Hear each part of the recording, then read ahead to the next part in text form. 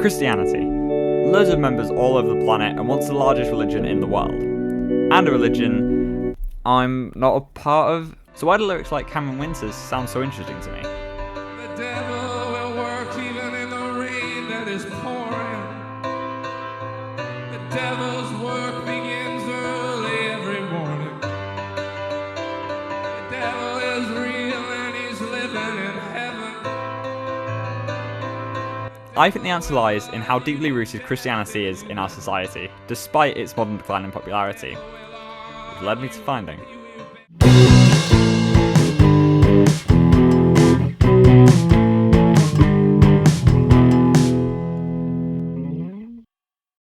Do you mind if I ask what you sort of think the general opinion on Christianity is? This is David. He's a Christian and I thought it would be interesting to get his thoughts on the topic. Christianity has drastically reduced over the last few years, with members dropping rapidly. Even me as a Christian, I don't like it when I'm preached to by other Christians. And I think that's what's kind of pushing a lot of people towards atheism. They don't like people like shoving God in their face all the time and thinking that they're better because they uphold a certain set of rules. This preacher archetype is seen a lot and is generally considered fairly off-putting to people. Like David says, we don't like to be preached to. We see this in characters like Mary and young Sheldon.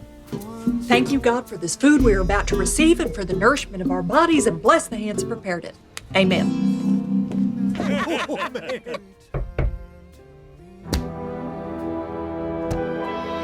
This is seen mostly in comedy TV shows, generally aiming at the redneck US traditionalists or extreme groups, and occasionally in small British or Irish parishes. Down with this sort of thing! Careful now. Down with this sort of thing! How do you feel about Christianity being used as to an extent as a joke or within comedy? Where do you sort of feel like the line is where you'd sort of go, no, I don't like that, or to be comfortable with it? I feel like there is a fine line between, making jokes of certain things about Christianity and then just being kind of downright disrespectful. Yeah. Because I think some people can get a little bitter about it and it is a bit much at times. However, this may in fact be a kind of manufactured depiction through fear and stereotyping. Some atheists go under the assumption that all Christians are very judgmental and they're judgmental back. Like they don't have any fun, they have very odd practices, they're antisocial in some cases. This view is generally not really seen in busy city settings, but in outskirts like Texas and Scranton. In drama, we generally see positive depictions of Christianity in the city. David used the example of Daredevil. Daredevil's a good example because you see how his faith has helped him find solutions or find new perspective. I think the best depiction is when they use their faith as a source of strength. Like they use it to empower themselves, they use it to be more resilient. In drama, faith is often used as an actual plot device rather than a point for criticism, often strengthening a character through religious struggle. Do you ever have doubts? Yes, of course. Every day. It's part of the deal. I just don't think I could do it. People are tested sometimes. People have struggles and they may stumble and they may lose faith. But it's the ability to regain that faith, and stay strong in what you believe in. And I think that's the most powerful kind of depiction you can have. We see this in Fleabag, as the priest falls in love with Fleabag and loses his autonomy, something he has previously avoided doing because it has never brought him any good. It won't bring any good. This parallels Fleabag, who arguably lacks some of the self-control of sex that the priest hints at. Sex didn't bring anything good. Yet he manages to pull himself back on track and regain the comfort he finds in God. If you have some sort of troubling situation, it feels like it's on you, and it can be a lot of stress and weight. But if you feel like there's somebody else out there who's in your corner, it can help get through that kind of thing. Yeah. Or they can help them find forgiveness in something that's happened to them that they didn't think they could forgive. Yeah. More recent media productions don't tend to give specific answers to this questioning, and the ones that do are generally more critical. However, others are more open-minded. I love it when he does that. Daredevil, Fleabag, and Young Sheldon all suggest there could be a god, despite the latter two centering around an atheist or at most agnostic protagonist. This may come alongside a religious debate between an atheist character and a Christian character. Take this scene from Knives Out Wake Up Dead Man. You're not a Catholic? No, very much not, no.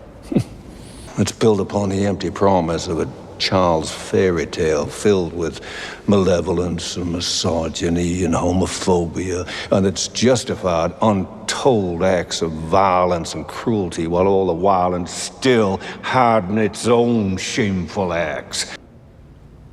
Do these stories convince us of a lie? Or do they resonate with something deep inside us that's profoundly true? Do you think I should become a Catholic? No, don't do that.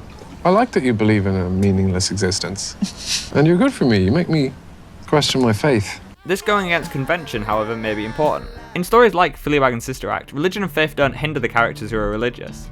They use it to help themselves and the others around them. Despite us wanting Fleabag and the priest to get together, we know that it's for a higher reason that they don't, so that both characters can better themselves. This betterment is something that seems to be most commonly seen in character interactions between a clergyman or woman, or a non-religious person, or simply a character in a moral dilemma.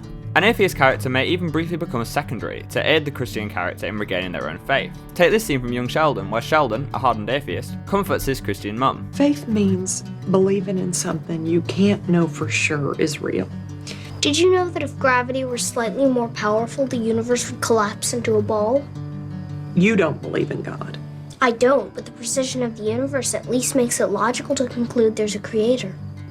There are 5 billion people on this planet, and you're the perfect mom for me. In fact, the very nature of priests and clergymen and women in the media, ironically the actual preachers, not just local and domestic, are one of the richest parts of modern representation, as they are generally the most versatile. In most cases, when they are secondary characters, they are used as devices to help a protagonist grow. In Fleabag, the priest who parallels Fleabag's own character helps her resolve her feelings of helplessness. Okay, well, I think there are people who can... No, I want someone to tell me what to wear every morning. In Red Dead Redemption 2, the nun sets Arthur on his optional moral quest before the end of his life. Life is full of pain, but there is also love and beauty. When they're used as protagonists, however, they're generally more unconventional. In Sister Act, the non-protagonist is hiding in a convent, escaping a cartel.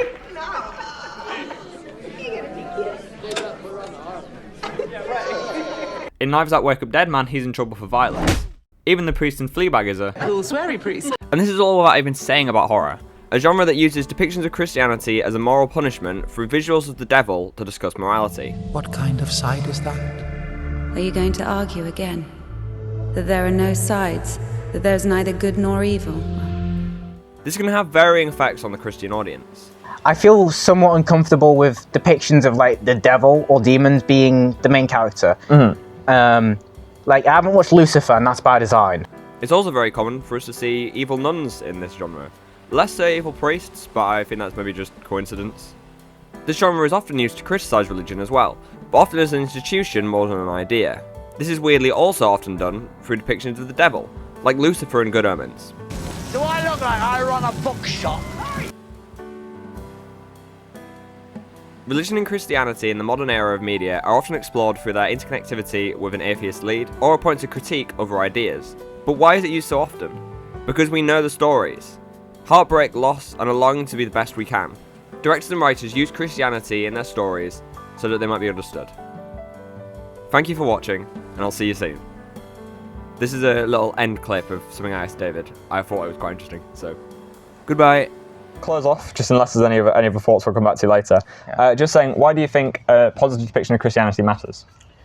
I think it matters because, like I say, it's important to depict people properly, correctly, because you don't want to portray a religion just in a negative light, because, like I say, it's a spectrum. Yeah. And not everyone's like that. And it's important to represent all faiths, religions, and groups of people. And like I say, some of the teachings of Christianity, if not most, are important for day-to-day life. And it can give you new perspective. I feel like when people are in trouble with something and they have a faith, they can open up their book from their religion and they can find a new perspective, and it can help them find solutions to problems that they didn't really consider before. Yeah. Or they can help them find forgiveness in something that's happened to them that they didn't think they could forgive. Yeah. So it's religion's definitely important, because it is like a way of life as well, and it helps you be a better person as well. Yeah. Okay, that makes a lot of sense. Well, thank you very much for this interview. This has been